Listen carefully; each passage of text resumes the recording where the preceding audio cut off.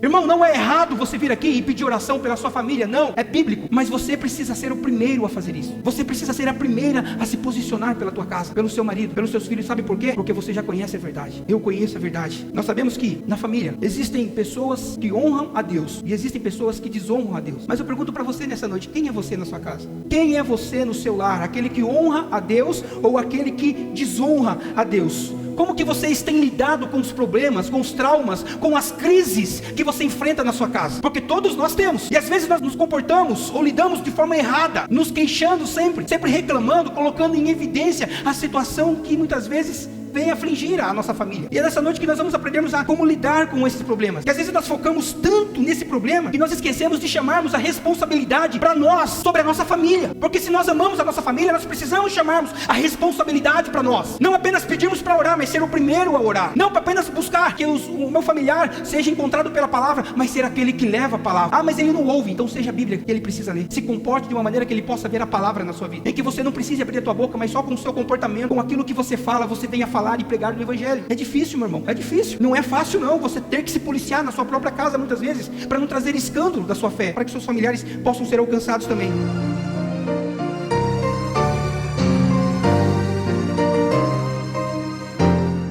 Amém.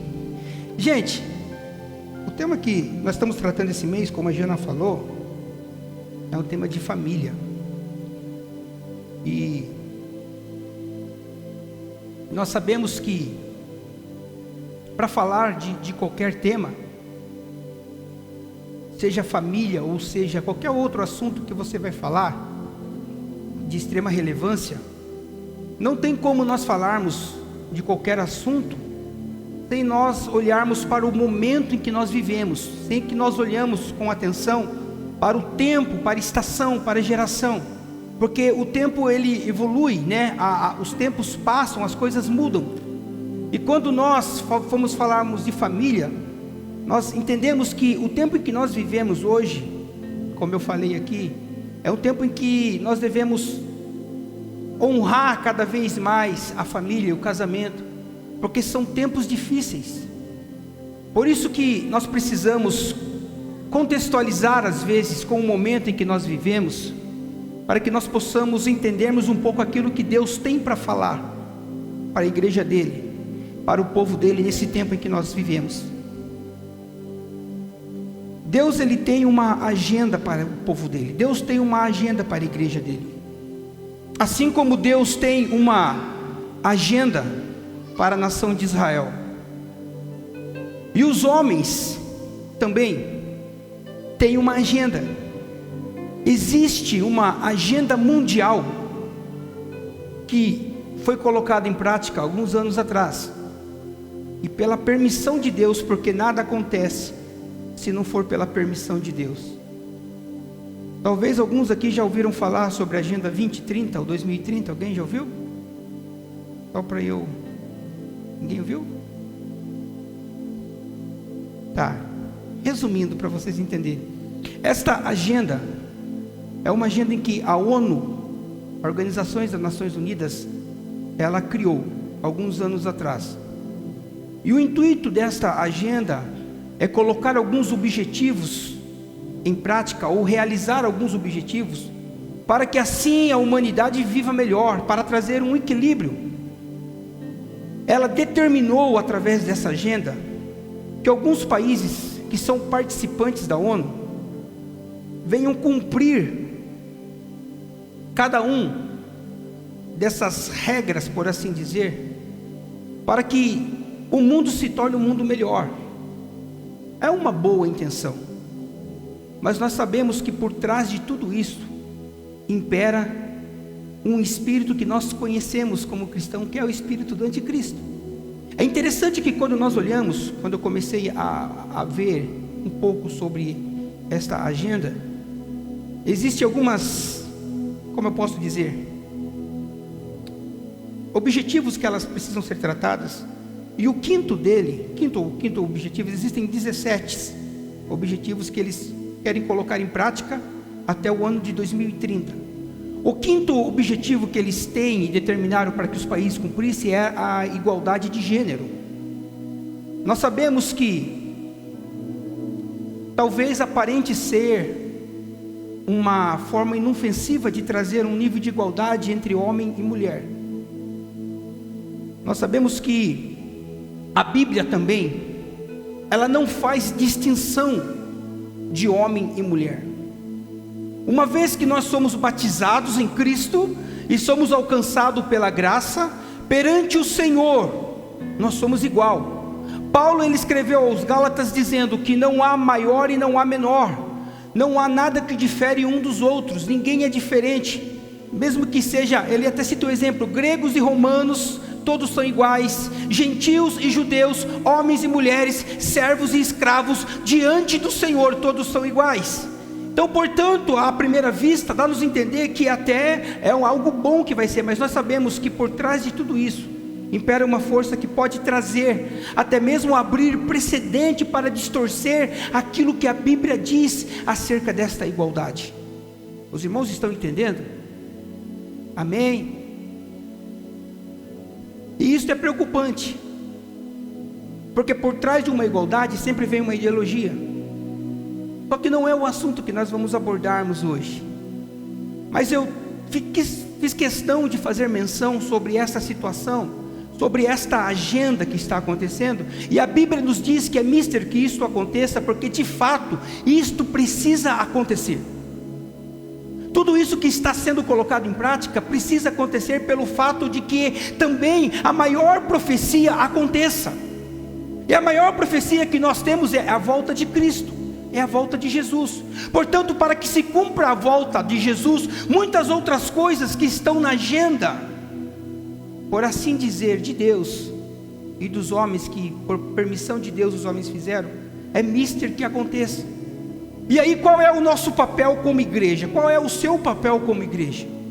Irmãos, nós não podemos simplesmente nos calarmos mediante algo que nós sabemos que será inevitável, que vai acontecer. Se nós sabemos mediante as Escrituras que isto vai acontecer, o nosso papel é resistir e avançar, porque a Bíblia nos diz que nos últimos tempos haverá uma grande colheita. Então qual é o nosso papel? Resistirmos cada vez mais esse espírito que quer imperar no mundo, para que nós possamos alcançarmos através do Espírito Santo de Deus o maior número de pessoas salvas possíveis para Deus. Por isso que nós como igreja temos que fazermos o papel de resistência a tudo isso que está acontecendo, até mesmo dentro do nosso país. E eu trouxe essa informação para você, para que você entenda que nós estamos vivendo em um tempo de urgência. A igreja está vivendo em um tempo de urgência, porque a luta do diabo, ela é contra a igreja. A luta do diabo é contra você. Jesus, quando ele esteve nesta terra, ele deixou uma palavra penhorada nas Escrituras, dizendo: esta é a minha igreja, e as portas do inferno não prevalecerão contra ela.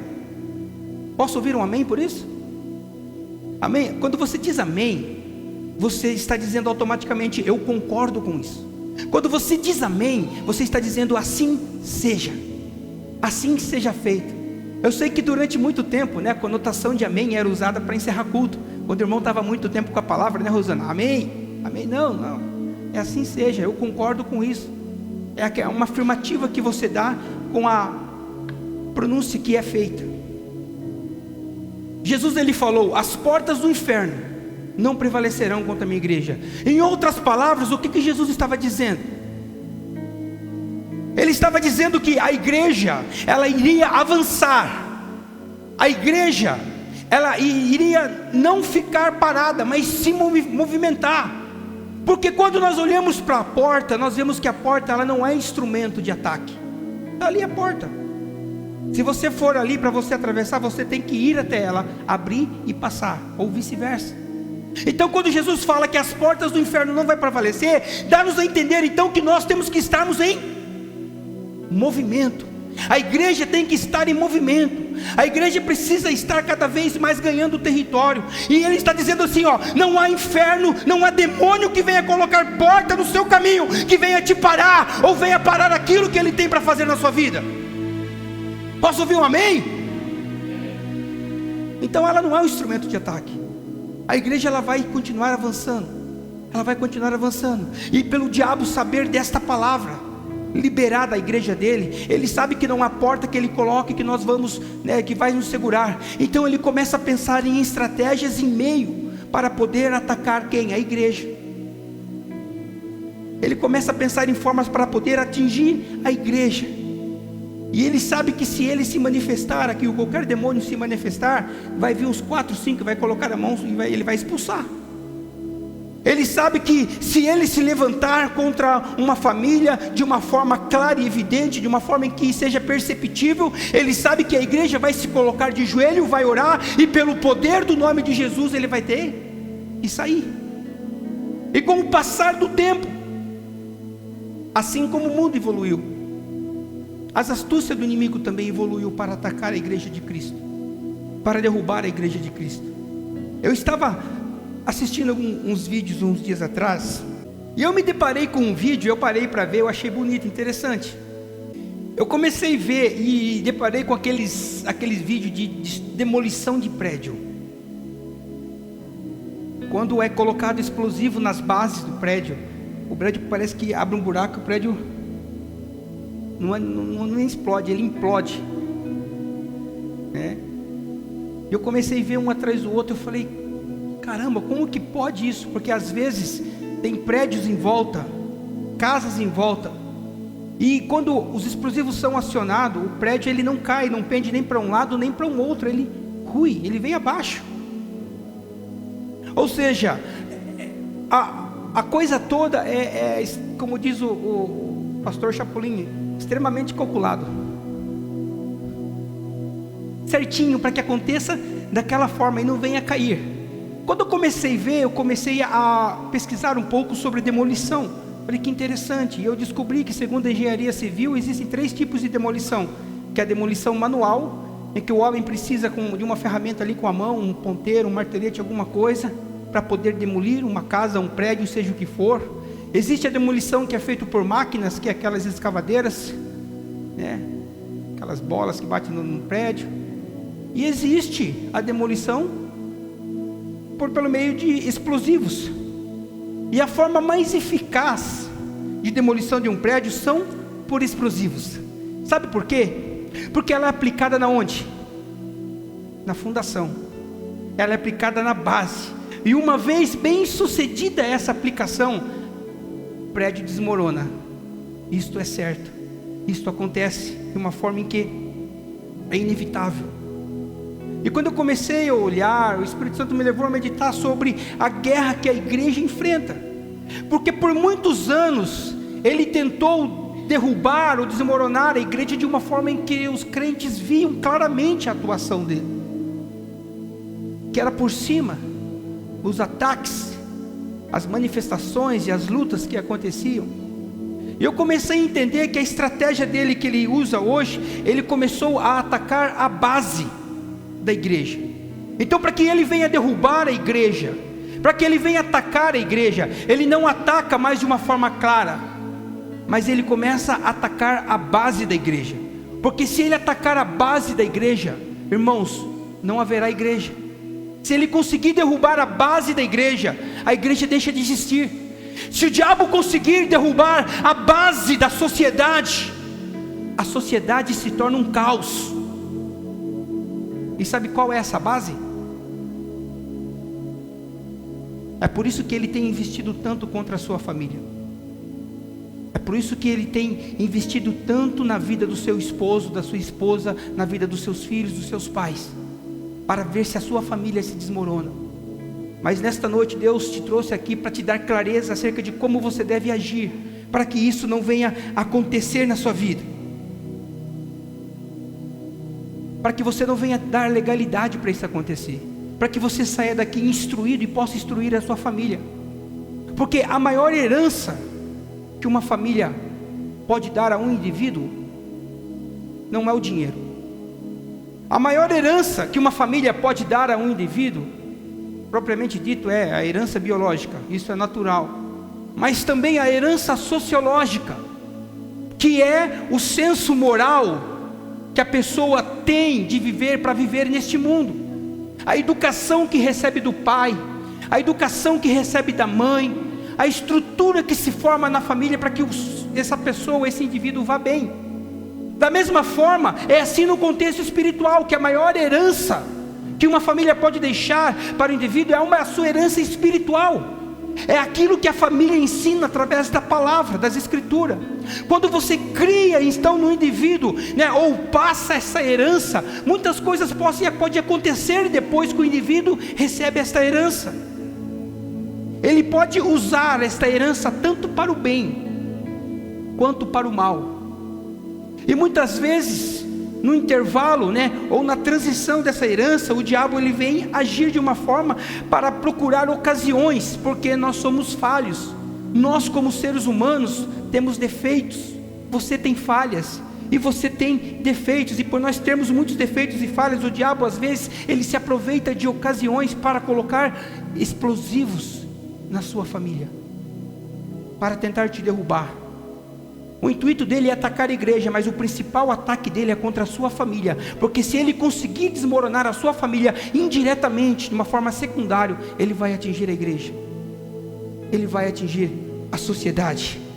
Então, por isso que existem muitas famílias com problemas, que às vezes nessa transição de herança, de ensinamentos, até mesmo de educação, ou seja lá como for, há legalidades para que o inimigo venha agir.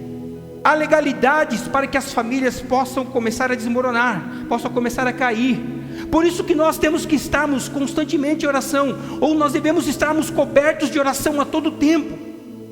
Irmão, não é errado você vir aqui e pedir oração pela sua família, não, é bíblico. Não é errado você chegar aqui e falar: irmãos, interceda pela minha família. Não é errado você fazer isso, mas você precisa ser o primeiro a fazer isso. Você precisa ser a primeira a se posicionar pela tua casa, pelo seu marido, pelos seus filhos. Sabe por quê? Porque você já conhece a verdade. Eu conheço a verdade. Nós sabemos que na família existem pessoas que honram a Deus e existem pessoas que desonram a Deus. Em toda família tem isso. Mas eu pergunto para você nessa noite: quem é você na sua casa? Quem é você no seu lar? Aquele que honra a Deus ou aquele que desonra a Deus? Como que vocês têm lidado com os problemas, com os traumas, com as crises que você enfrenta na sua casa? Porque todos nós temos, e às vezes nós nos comportamos ou lidamos de forma errada, nos queixando sempre reclamando, colocando em evidência a situação que muitas vezes vem afligir a nossa família. E é nessa noite que nós vamos aprendermos a como lidar com esses problemas, que às vezes nós focamos tanto nesse problema, que nós esquecemos de chamarmos a responsabilidade para nós, sobre a nossa família. Irmãos, desde o início do mês, tem sido ministrado sobre esse altar, no quesito você chamar a responsabilidade para você, a respeito da sua família. Porque se nós amamos a nossa família, nós precisamos chamarmos a responsabilidade para nós. Não apenas pedirmos para orar, mas ser o primeiro a orar. Não apenas buscar que o meu familiar seja encontrado pela palavra, mas ser aquele que leva a palavra. Ah, mas ele não ouve, então seja a Bíblia que ele precisa ler. Se comporte de uma maneira que ele possa ver a palavra na sua vida, em que você não precise abrir a tua boca, mas só com o seu comportamento, com aquilo que você fala, você venha falar e pregar no Evangelho. É difícil, meu irmão, é difícil. Não é fácil não, você ter que se policiar na sua própria casa muitas vezes, para não trazer escândalo da sua fé, para que as pessoas possam, para que seus familiares possam ser alcançados também. Talvez muitos de nós, todo mundo passa por traumas, eu passei por traumas, todo mundo passa por traumas, e às vezes os traumas que a gente viveu lá atrás, a gente não pode trazer para o presente como referência do novo que Deus quer construir para a nossa casa.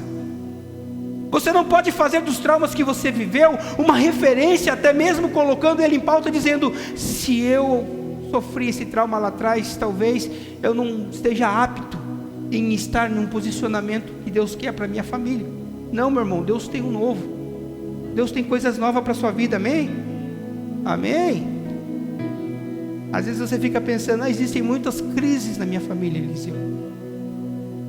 Às vezes vezes nós achamos, só nós damos o luxo de passar por tribulações, crises e traumas na nossa família, mas isso, irmãos, toda a família passa, e é recorrente. Se nós olharmos para a Bíblia, para a palavra, grandes homens da Bíblia tiveram crises na família, e homens poderosos, sacerdotes, reis, profetas, tiveram crises em suas famílias. E o que eles fizeram? Eles permaneceram constantes, firme e fiel a Deus, não abrindo mão da sua casa, chamando as responsabilidades para eles, e falando: não, eu sou responsável por essa casa. Em meio às crises, aos traumas, Deus me colocou aqui para cuidar deste lar. Deus te colocou no meio da família em que você vive, para que você possa ser um canal de bênção para esta casa. E se você está aqui nessa noite, é para que você entenda isso, para que você possa levar esse esclarecimento para a sua vida. Irmãos, quando eu comecei a meditar, eu comecei a perceber que grandes homens, não somente os grandes profetas, sacerdotes ou reis, mas os pais de Jesus, José e Maria. É José e Maria, né? Os pais de Jesus passaram por crises na família. Os casamentos no Oriente não é somente entre duas pessoas. Não é dessa forma que nós fizemos aqui hoje. Nem pai de um, nem mãe de outro, enfim.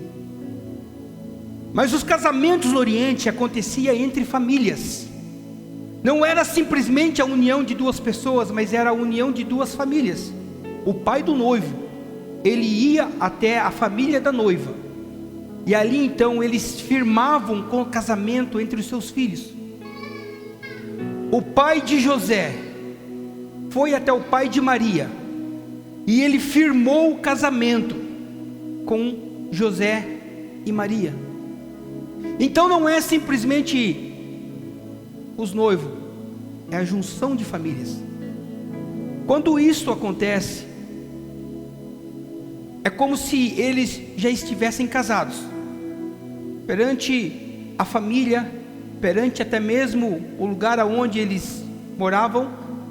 É como se eles já estivessem casados. Porém, o marido, ele não ficava com a esposa quando a família firmava casamento, mas o marido tinha aproximadamente 1 ano para correr atrás de construir uma casa, para levantar dinheiro, pagar o dote, para fazer todos os afazeres, deixar tudo em ordem, então, e buscar a sua esposa com quem ele já estava casado.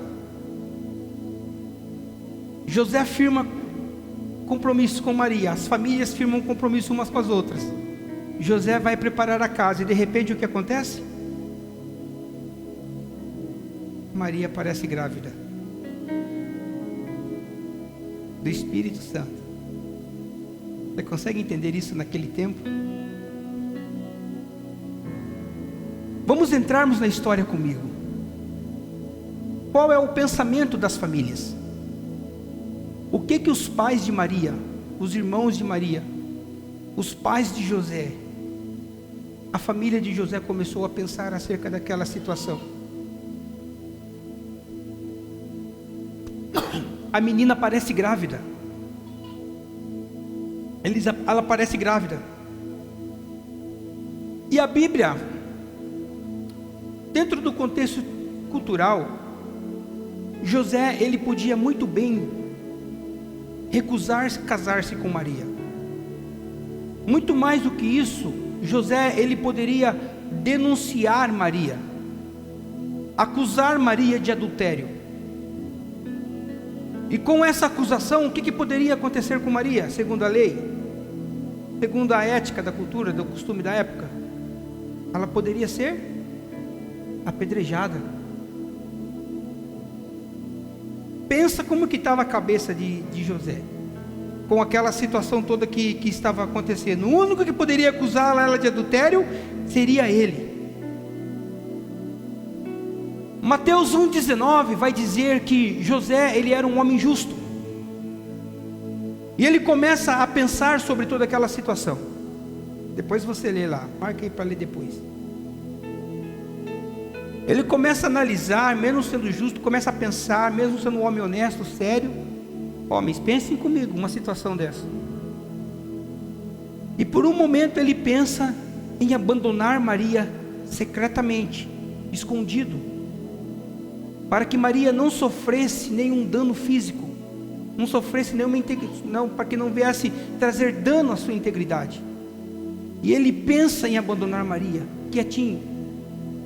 Quando ele acaba de pensar, o anjo aparece a ele e diz bem assim: José, filho de Davi, não temas em receber Maria como tua esposa, pois o que ela está gerando por intermédio do Espírito Santo de Deus. E aí o anjo ele começa a falar mais para José, dando um direcionamento, e isso acalmou um pouco o coração de José. E depois que o anjo se vai, sabe o que José fez? Depois que o anjo foi embora, depois de aparecer, José ele pega e chama a responsabilidade para ele, para si. Falou: não, se esse é o propósito de Deus, se esse é o plano de Deus para mim e para a minha família, eu vou me responsabilizar, e eu vou cuidar desta mulher, eu vou cuidar dessa menina. Se Deus confiou a mim esse propósito, a nossa família esse propósito, eu vou chamar essa responsabilidade, não importando o que as pessoas falam, não importando o que os vizinhos ou os familiares estão pensando, eu vou cuidar. Ele chamou a responsabilidade. Irmãos, quando há uma circunstância na nossa casa adverso, o que você faz? Como que você se comporta? Você chama a responsabilidade para você, ou você tira o corpo fora? Se há um problema, é familiar, abraça. É Deus que colocou na sua mão. É difícil, é impossível, abraça. Se você serve um Deus e crê que Ele é um Deus do impossível, irmão, não há impossível e não há nada que Ele não possa fazer pela sua família. Sabe o que é interessante dentro dessa família? Que Maria ela não teve que lidar somente com as desconfianças de José, porque Deus falou com José, o anjo falou, acalmou o coração de José. Irmão, quando Deus fala com a gente, Deus nos acalma de uma forma, nos tranquiliza. Passa 2, 3 dias, você começa a pensar: será que Deus falou mesmo? Começa a surgir dúvida, começa a surgir questões. Você acha que José não pensou nisso depois? O B.O. lá. Então Maria, além de ela ter que lidar com a desconfiança de José, ela teve que lidar com a boca do povo, com as insinuações, porque Nazaré era um povoado pequeno, segundo a geografia da época, era menor que essa vila. E o povo fala, né? E na nossa cidade desse tamanho, se uma menina que não tem namorado, não é noiva, que não é casada, aparece grávida, o povo fala. O povo fala. Mas ela permaneceu firme. A barriga começou a crescer, começou a aparecer. Quando a barriga começa a aparecer, o que ela faz? Se retira do povoado e vai para as montanhas, na casa de quem? Isabel. Isabel estava longe. Quem sabe conhecia toda a história. O único que poderia questionar, ela poderia até mesmo questionar Maria sobre aquele acontecido. Quando Maria chega na casa de Isabel, esposa de Zacarias, pai de quem? Oh, glória! Quando Maria chega na porta, antes sequer de Isabel falar com Maria, Maria cumprimenta Isabel. Quando o bebê que estava no ventre de Isabel escuta a voz de Maria, o bebê se estremece.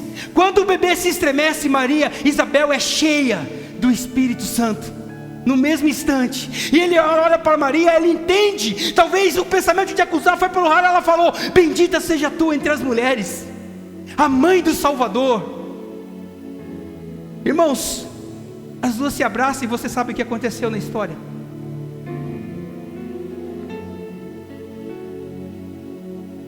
Quem não sabe vai ler Lucas 1:41.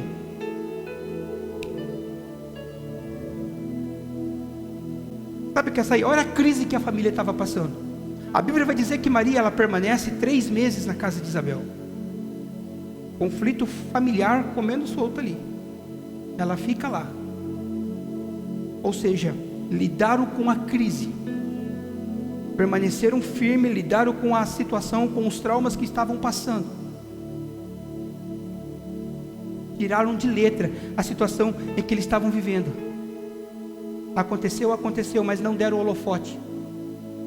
Às vezes existem pessoas que não vê a solução para a sua família, e você está aqui, disfarça, que não vê a solução para a sua família, porque usa uns traumas da família, da vida, para atrair olhares para si. Usa as situações, as crises que acontecem, para atrair, não, coitadinho, passou por situação, oh, coitadinho, que situação difícil. Ao invés de chamar uma responsabilidade e se posicionar, eu tiro o chapéu para quem faz isso, porque precisa ter muita determinação, fé e foco em Deus. Mas existem pessoas que fazem completamente o contrário, atrai atenção. E o que eu quero falar para você, pare de chamar atenção em relação a dar holofote para os traumas e problemas da sua vida. Pare de usar os traumas e chama a responsabilidade para si, ao invés de atrair somente olhares. Eu sei que dói ouvir isso, mas precisa ouvir isso. O maior exemplo disso foi Davi, o salmista. A vida pessoal dele, nós conhecemos a vida relacional dele com Deus, mas a vida pessoal do rei Davi é um drama que só. Se fizesse uma novela com a vida de Davi, até existe, né? Mas acho que não usaram todos os dramas. Colocaria as novelas mexicanas aí no chinelo, de tão dramático que foi a vida dele. Primeiro, o fato que aconteceu: Davi adultera. Após o ato de adultério, a mulher aparece grávida. Ele, para esconder toda a situação, o que ele faz? Ele vai e mata o marido da mulher que ele engravidou. Acontecendo um monte de coisa, Deus lá no céu olhando aquela cena. Quando Davi mata Urias, Deus, ele olha para a terra e fala, não, preciso intervir, porque isso aí, um abismo chama outro abismo, crise chama outra crise, trauma chama outros traumas.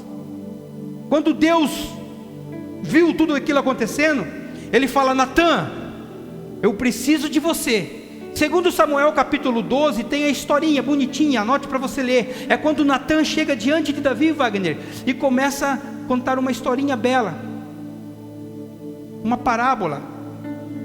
Davi fica enfurecido com o final da parábola, porque o personagem principal da parábola, Davi julgou ser um cara terrível.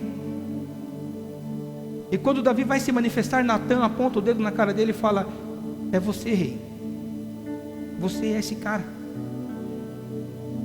E no versículo 10 do capítulo 12 de 2 Samuel, Natã fala, por causa disso que você fez, Davi, a espada jamais se apartará da sua casa.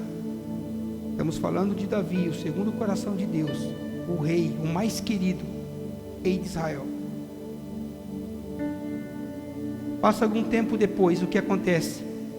Aminon, o seu filho, se apaixona pela própria irmã Tamar, e ele vai e a violenta sexualmente.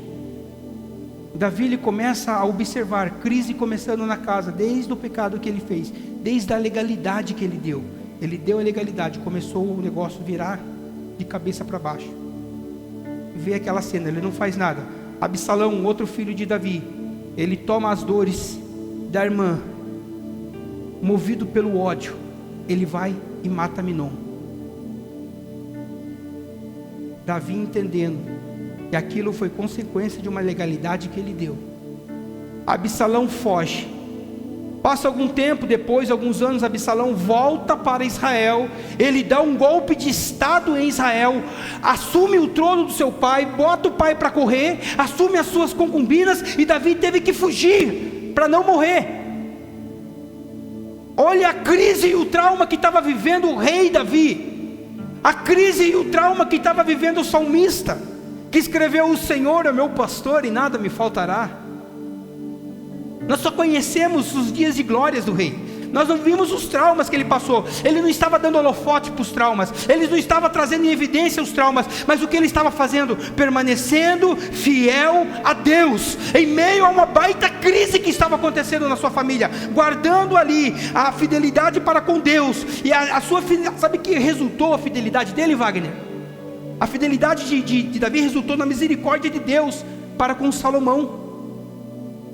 Mesmo vivendo em crise, permaneceu fiel. A fidelidade dele ocasionou no quê?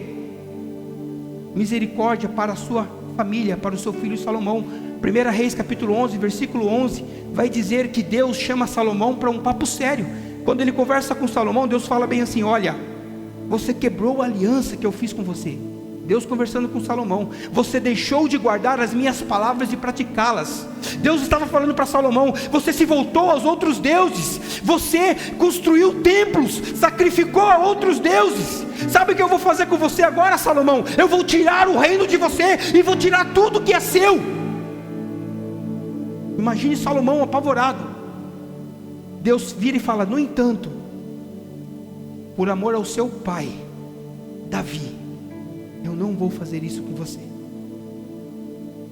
Por amor ao seu pai, eu não farei isso nos dias em que você estiver vivo. Sabe o que eu quero dizer para você nessa noite? Se você tem um relacionamento genuíno com Deus, se você tem um relacionamento fiel e sincero com Deus, irmão, sabe o que Ele faz com a sua família? Ele poupa a sua família, por amor a você, por amor à sua vida. Aleluias. Ele pode fazer uma grande obra na vida da sua família por amor a você. Só que o que você precisa fazer é rasgar o teu coração e parar de ser hipócrita nas suas orações. É ser, quando você for orar, é você falar que você não aguenta mais a situação.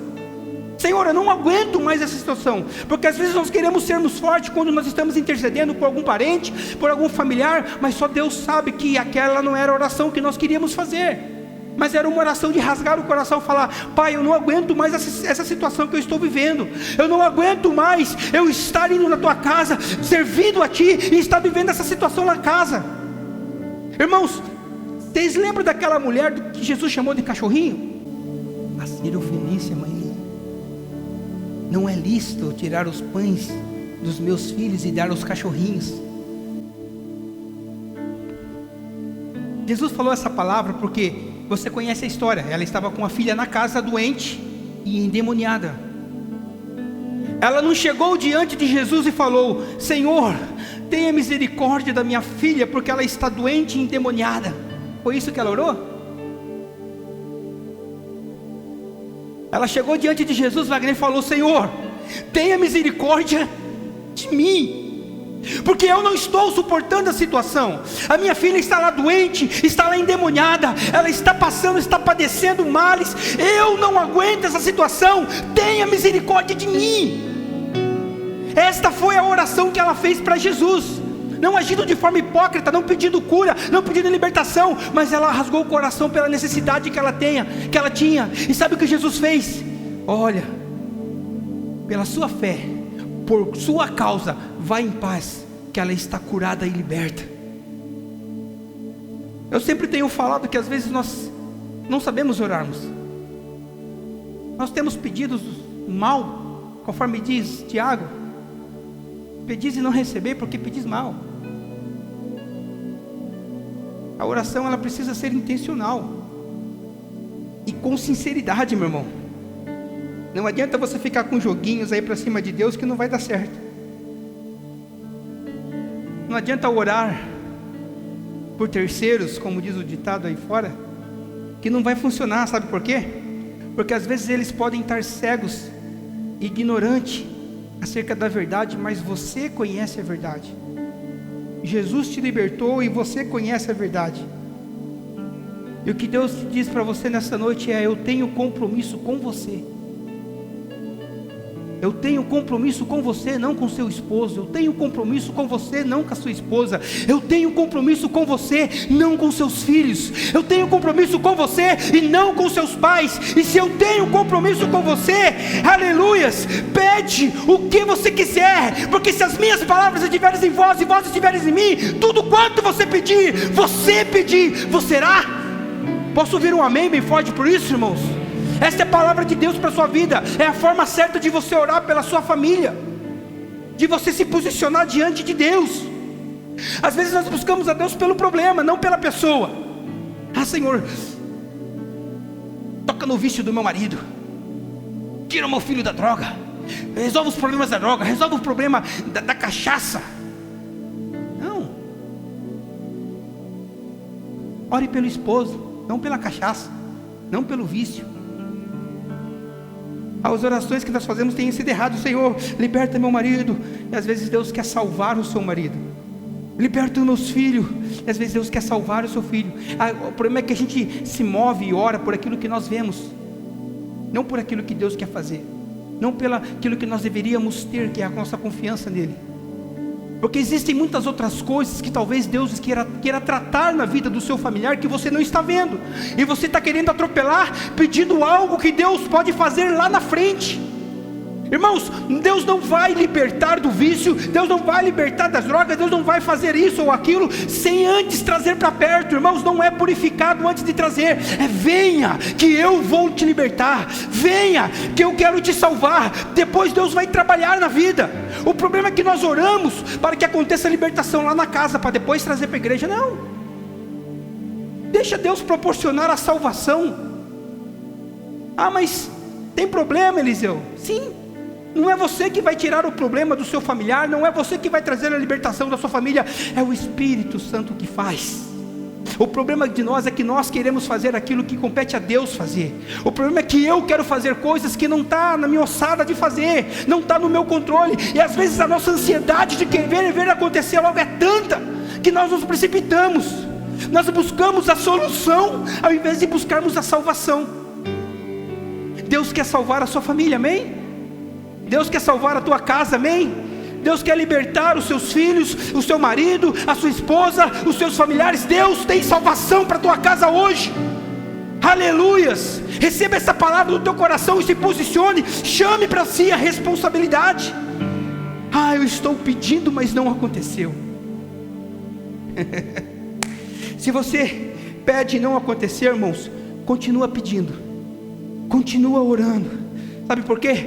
A circunstância não pode determinar o tempo em que você deve parar de orar. Não é a circunstância que vai determinar o momento em que você vai parar de buscar. Não! Quem determina é Deus. Quando Ele falar, eu vou fazer, e quando você sentir no teu coração a voz dEle dizendo que eu vou fazer, eu vou salvar, eu vou alcançar, então descansa, porque é com Ele. Porque se Ele falou que vai fazer, irmãos, fique em paz que Ele vai fazer.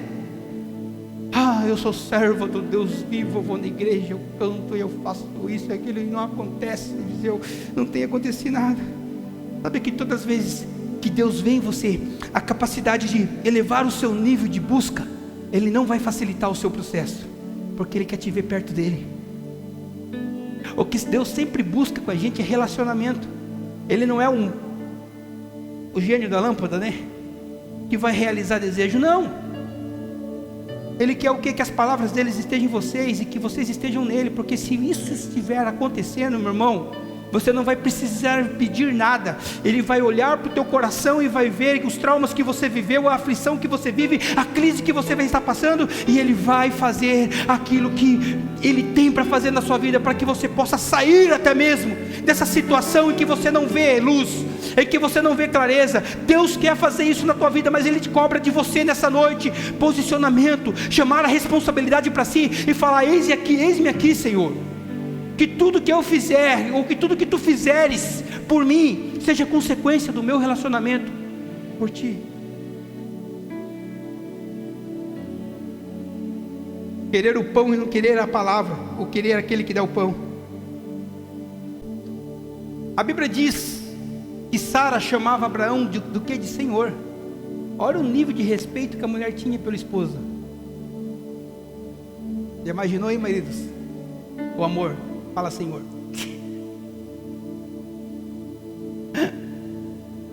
Esse era o respeito que Sara tinha por Abraão. Tamanho era o respeito que tinha, cara. O tratamento era Senhor. Mas mesmo chamando de Senhor, nessa casa ainda teve algumas desavenças com o nosso pai da fé. Ele passou apertado com Sara. Gênesis 18 conta isso também, conta essa história. O Tiago, ele citou aqui que quando o anjo veio falar com Abraão, a Bíblia fala que Abraão estava fora da sua tenda, não estava na casa, estava fora. E ela faz questão de mencionar que era a hora mais quente do dia. Abraão estava fora, Sara estava dentro. Irmãos, com certeza tinha acontecido algum problema, algum BO dentro da casa, que era melhor estar debaixo de um sol lá do Oriente, meio-dia, do que estar dentro da casa. Por que a Bíblia fala que estava quente? O calor estava insuportável. Pense no sol do Oriente. Pesquisas dizem que às vezes chega a atingir quase 70 graus, Rafael. Com certeza tinha acontecido algo dentro daquela casa que ele achou melhor estar lá fora do que estar lá dentro. Ele ficou lá fora, bem de boa, tranquilão. O sol estava mais confortável. Foi nessa ocasião que os anjos apareceu e falou com ele e liberou aquela promessa, aquela sentença também. Mas isso me leva a pensar, e eu falei isso no sábado passado para os casais, que às vezes o lar deixa de ter uma característica feliz, aonde homens muitas vezes não voltam para casa assim quando sai do trabalho, fica enrolando na rua porque sabe que ao chegar em casa o bicho vai pegar, como diz o ditado. Então fica perambulando na rua. Você não faz isso não, hein? Eu vi seu olhar, você mesmo. Acabei de orar pelas suas alianças aqui, saiu do serviço, casa. Suas amizades mudou tudo agora. Acabou as dancinhas no TikTok. Homens que ficam enrolando na rua não vai para casa porque os lares deixaram de ter a característica feliz. Da mesma forma mulheres, nós falamos de homens, mas mulheres também, que às vezes quando o marido está em casa não gosta de ficar por causa do quê? Característica feliz, se torna um peso, um fardo, estar junto. Talvez seja isso que estava acontecendo aquele dia, lá na casa de Abraão. O anjo chega, o anjo fala com ele sobre o que ele veio fazer, e o anjo libera uma promessa, ou seja, não libera a promessa já havia sido feito, mas o anjo ele vem e concretiza a promessa dizendo: olha, daqui a uns tempos eu vou voltar e você vai estar carregando um bebê.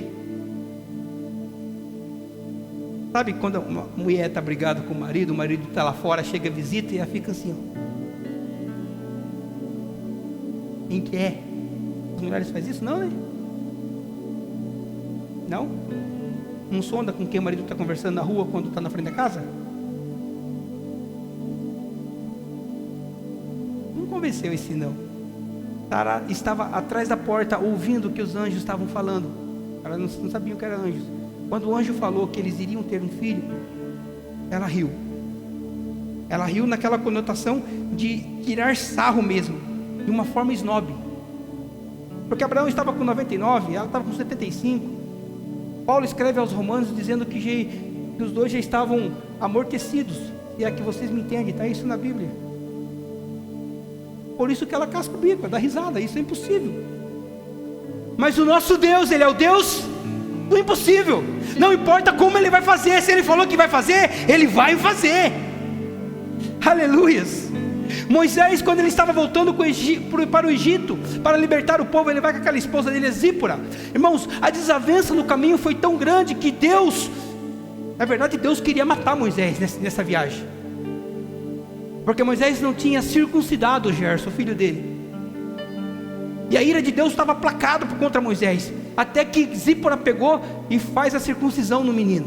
Depois ela vai lá e aponta o dedo na cara de Moisés e fala: você é um homem sanguinário, onde já se viu fazer isso com a criança? Treta na casa. Zípora volta para seu pai e Moisés segue para o Egito.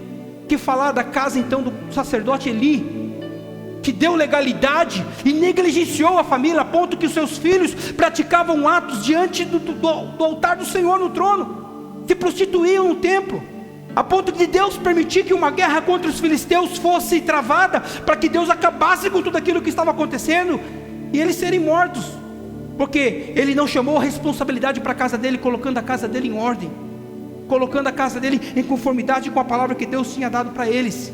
Irmãos, o que dizer do primeiro casal? Adão e Eva se tretaram na frente de Deus. Deus ali, os dois brigando. É constrangedor quando você está perto de um casal e o casal está brigando, né?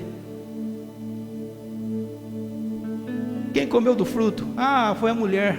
Eu comi? Não, eu não comi não. Você comeu porque quis. Aliás, eu comi porque a Eva, a serpente deu para mim.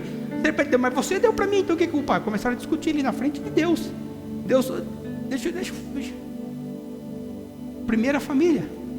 Sem falar o que aconteceram com os filhos. Então, crises tem em toda a família. Situações de traumas tem em todas as famílias. A forma que você vai lidar com isso é que vai definir se vai ou não trazer bênção para a tua casa. A forma que você chama a responsabilidade com você, que vai lidar ou vai trazer para você o entendimento. Porque, irmãos, família, todas enfrentam dificuldades, adversidades, crises. Toda família tem problemas, mas Deus quer entrar em alguns lares nesta noite e fazer mudança. Deus quer entrar em algumas casas e gerar milagres em algumas famílias, a partir de hoje, com esta palavra que você está ouvindo. Aleluias, Deus está te direcionando para o novo na sua casa, para o novo na sua família. Glória a Deus. Às vezes você fica perguntando, vocês trouxeram, né? Amém, Carla? Posso ouvir um amém aí? Às vezes você fica se perguntando, nós ficamos nos perguntando, por que isso não acontece logo na minha vida? Por que isso que Eliseu falou não rompe? A verdade, isso está atrelado a nós, porque às vezes nós não rompemos, sabe? Alguns complexos que nós temos, porque nós achamos que Deus nunca vai fazer nada. Nós achamos que nós somos tão indignos, que nós pensamos que através de mim, nós não somos capazes. Você pensa que você não é capaz de criar uma ponte no seu lar, para que a palavra chegue até a sua família. Irmãos, você é capaz. Chama a responsabilidade para vocês nessa noite. Vocês são capazes de ser responsáveis pela salvação da tua casa, pela salvação da sua família. Aleluia, você precisa se responsabilizar pela salvação da tua casa. Temos sido falado aqui, dia após dia, culto após culto. Você precisa se responsabilizar pela salvação dos seus familiares, senão isso não vai acontecer. Não terceirize, igreja, o que Deus colocou na mão de vocês. Aleluia, Deus colocou, vocês precisam influenciar na sua família, ser a Bíblia, aquilo que eu falei, ser a Bíblia, que eles possam ler através do seu comportamento. Porque por amor a você, Deus pode salvar a tua casa. Quem era justo? A família de Noé ou Noé? Noé. Noé era justo. Consequência, o que aconteceu? Quem era justo? Ló ou a família de Ló? Ló. Por amor a eles. Vocês mulheres conhecem a história de Raabe. Por temor ao Deus de Israel, porque ela conhecia e ela ouvia as histórias. Por temor a esse Deus, algo aconteceu nela, e isso foi tão evidente na vida dela, essa transformação, que a família dela olhou para ela e acreditou em tudo que ela falou e fez tudo conforme ela pediu para que fosse feito. Está onde? Escrito? Não lembro agora, mas é uma das histórias mais lindas. Por amor a Raabe, toda a sua casa foi salva. Deus destruiu Jericó inteiro, menos a casa de Raabe. A salvação dessas famílias entraram em suas casas por intermédio de uma pessoa. De uma pessoa somente. Noé, Ló, Raabe. Lembra do carcereiro? Ouviu a palavra, acreditou e falou: não, eu preciso levar essa palavra para minha família.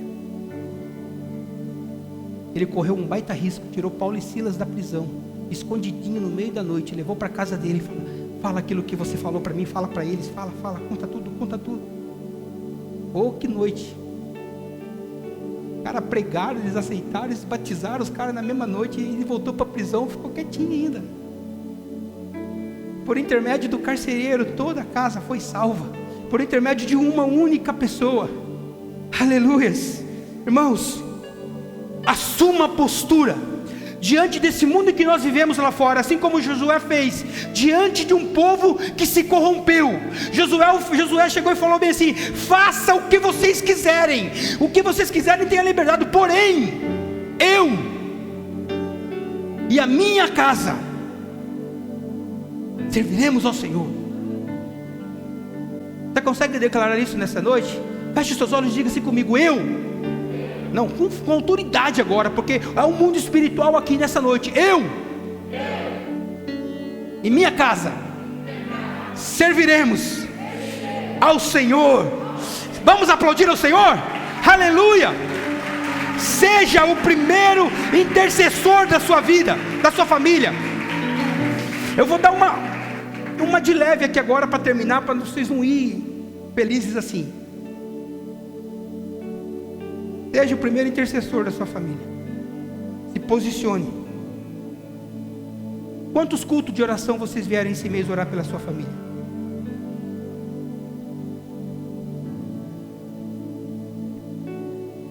O culto de oração é o culto mais importante e mais poderoso para a salvação da sua casa.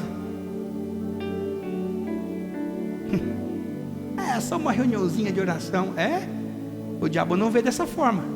O diabo, quando vê você saindo da sua casa para vir terça-feira aqui, ele treme. Porque quando você dobra o seu joelho aqui, irmão, você bota demônio para correr. Não terceirize.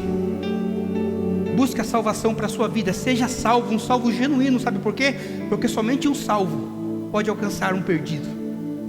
Um cego não pode guiar outro cego. Você precisa se posicionar, ter clareza na sua vida, para que isso possa influenciar sobre a sua família. Primeiro você busque pela sua estrutura espiritual, depois o seu pai, depois a sua mãe, depois os seus irmãos, mas se posicione. Primeiro você, porque o plano de Deus é para você e a sua casa. Eu creio nisso. O plano de Deus para a minha vida é para mim e para minha casa. Aleluia. Permaneça fiel. Você pode não ver, talvez você não veja, mas eu creio que a sua família será alcançada.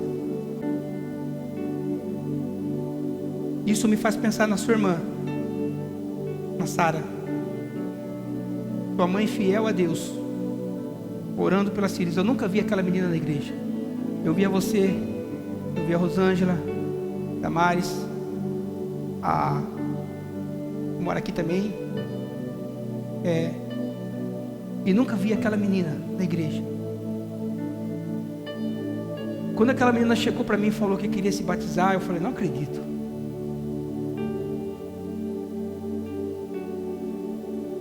As orações dos nossos antes queridos, de pessoas que intercederam por você, ainda estão em vigência diante do altar de Deus.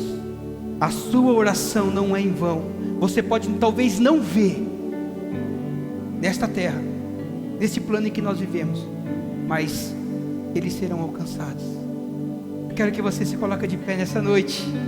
Provérbios 3:33 diz bem assim: que a maldição do Senhor está sobre a casa dos ímpios, mas Ele abençoa o lar dos justos. Lucas 19:9 diz bem assim: hoje houve salvação nesta casa. Atos 10:44 diz: enquanto Pedro ainda estava falando lá na casa de Cornélio, pregando a palavra, o Espírito Santo desceu, encheu e tomou todos os que estavam na casa. Toda a família recebeu o Espírito, porque a palavra estava lá.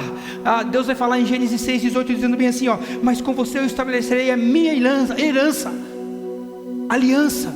com você e com a sua casa. Aleluias. Casa de Zaqueu.